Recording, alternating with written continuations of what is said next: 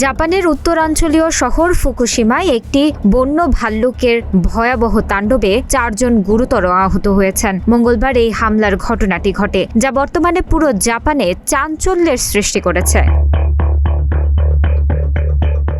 CCTV ফুটেজে দেখা গেছে ফুকুশিমা শিকো কারখানার প্রধান ফটকের কাছে 20 বছর বয়সী এক যুবককে অতর্কিত আক্রমণ করে একটি বিশাল ভাল্লুক। মঙ্গলবার ঘটা এই হামলায় শুধু কারখানার কর্মীই নয়, বরং সাধারণ মানুষও আতঙ্কিত হয়ে পড়েন।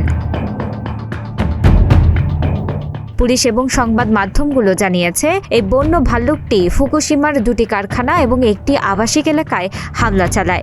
এর ফলে মোট 4 জন ব্যক্তি আহত হয়েছেন।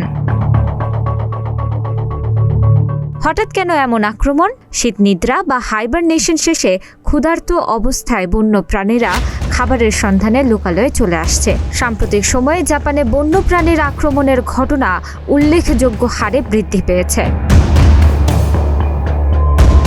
স্থানীয় প্রশাসন ও পুলিশ এলাকার বাসিন্দাদের সতর্ক থাকার পরামর্শ দিয়েছে। কর্মকর্তারা বলছেন, বন্যপ্রাণীর এই উপদ্রব নিয়ন্ত্রণে প্রয়োজনীয় ব্যবস্থা গ্রহণ করছে কর্তৃপক্ষ।